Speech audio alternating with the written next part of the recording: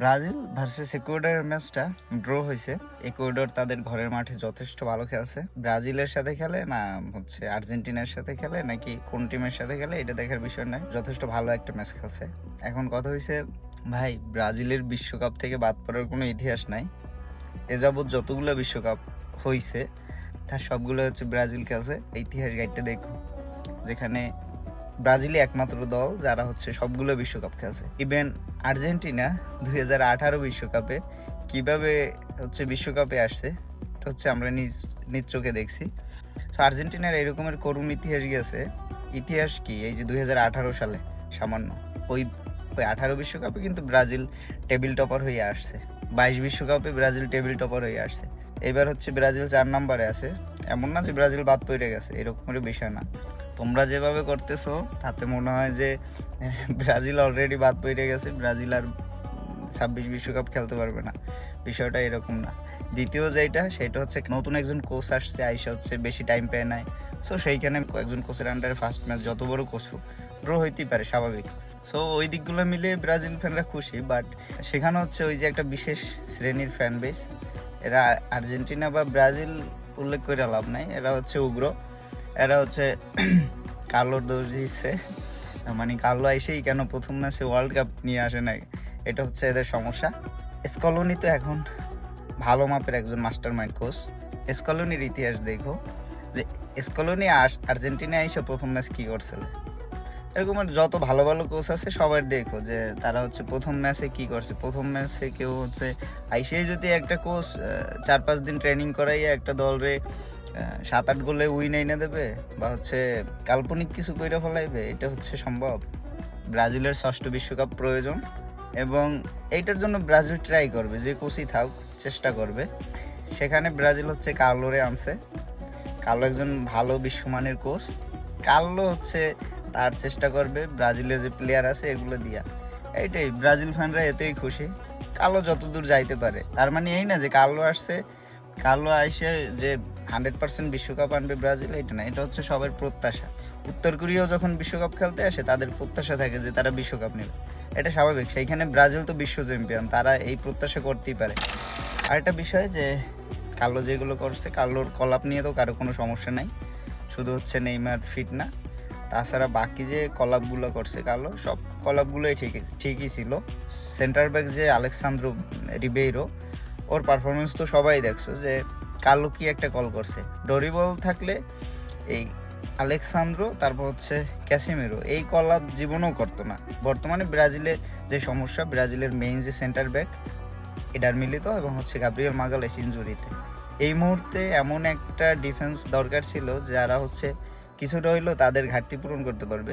সেইখানে আলেক্সান্দ্রো আইসা মাগালাইস, মনে হয়েছে যে মাগালাইসই খেলতে আছে। ঠিক আছে, মাগালাইস কিন্তু অনেক ভালো মাপের ডিফেন্স, সেইখানে আলেক্সান্দ্রো কিন্তু হাই মাপের প্লেয়ার না। সেখানে আলেক্সান্দ্রো রিবেইরো ভালো পারফরমেন্স করছে।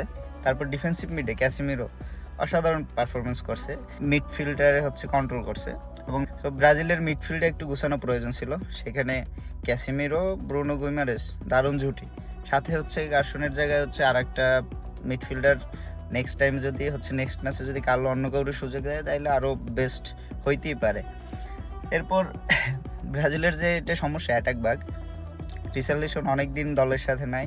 কার্লো প্রথম ম্যাচ হচ্ছে রিসার্লিসনকে দিয়ে ট্রাই করছে। রিসার্লিসন এবং কুনহার সেন্টার ফরওয়ার্ডে দুজনের খেলা দেখে যেটা মনে হচ্ছে যে বর্তমানে রিসার্লিসনের থেকে হচ্ছে আপনার ম্যাথাউস কুনহা বেস্ট।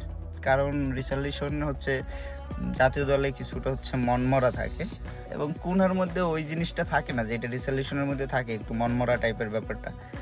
সেখানে হচ্ছে নেক্সট ম্যাচে সম্ভবত কুনহাই সেন্টার ফরওয়ার্ড খেলবে। আর স্তেভাওর পজিশনে কিন্তু রাফিনা আছে, অ্যান্টনি আছে, ভিনি তো ভালো পারফরমেন্সই করছে। ব্যাপার হচ্ছে ব্রাজিলের ফিনিশিংয়ের সমস্যা অনেক আগে থেকে। তো কার্লো ওইরকম কিছু করে নাই যে কার্লোর এত দোষ দিতে হবে যে বিশ্বসেরা কোচ আইসা ব্রাজিল হচ্ছে ড্র করছে। ব্রাজিল ড্র করছে ভাই, কি হয়েছে? ব্রাজিল যাদের সাথে ড্র করছে তাদের অবস্থান দেখছেন? তারা হচ্ছে সাউথ আমেরিকার টেবিলে হচ্ছে 2 নম্বরে আছে। 1 নম্বরে আর্জেন্টিনা, 2 নম্বরে হচ্ছে তারা। বর্তমানে ভালো ফর্মে আছে। সো তাদের সাথে ড্র করা স্বাভাবিক এবং তাদের ঘরের মাঠে যেই পরিমাণ হচ্ছে দর্শক সাপোর্ট, সব ব্যাপার দিয়ে যে সাপোর্টটা পাইছে। তো ব্রাজিল বাজে খেলছে কিছুটা, এতদিন পর নতুন কোচের আন্ডারে নতুন কিছু প্লেয়ার, অতটা হচ্ছে হতাশাজনকও না। ব্রাজিল যদি হারতো তাহলে একটা ব্যাপারটা অন্যরকম ছিল, বাট ব্রাজিল ডিফেন্স মিডফিল্ড দিয়ে তো এটা হচ্ছে রিকভার করছে। বাট রিসার্লিসন এবং হচ্ছে এস্তোবা উইলিয়ান ওরা হচ্ছে বল লুজ করছে, আর ওরা ওই রকমের সার্ভিসটা দিতে পারে না যেটা হচ্ছে কার্লো এক্সপেক্ট করছে।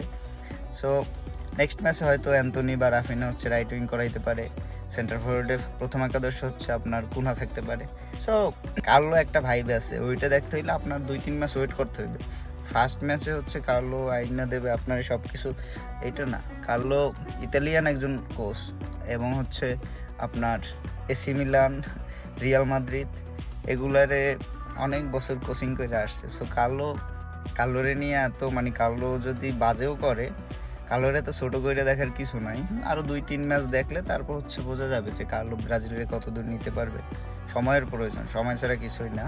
ব্রাজিলের এই মানে হচ্ছে এইভাবে ট্রোল করেন, ব্রাজিলের তো আর ট্রোল করতে পারেন না। ট্রোল করেন হচ্ছে ব্রাজিলের যারা সাপোর্ট করে তাদের, মানে আমাদের। সো এইসব ট্রোল করে লাভ নাই। আমরা হচ্ছে ব্রাজিল ড্র করছে এতে খুশি। প্যারাগুয়ের সাথেও যদি হচ্ছে ভালো খেললে ড্র করে সমস্যা নাই, তাতেও খুশি। আপনারা হচ্ছে এইসব টেনশন বাদ দিয়া ঘুমান। আর্জেন্টিনা ভালো খেলতেছে, ধারাবাহিক হচ্ছে জয় পাইতেছে, এটা এই খুশি থাকেন, এইটা নিয়ে খুশি থাকেন। এটা নিয়ে আমাদের কোনো মাথা ব্যথা নাই। আর্জেন্টিনা হচ্ছে টানা 10টা বিশ্বকাপ নিল, কোনো সমস্যা নেই, এইটা নিয়ে খুশি থাকেন। আল্লাহ হাফেজ।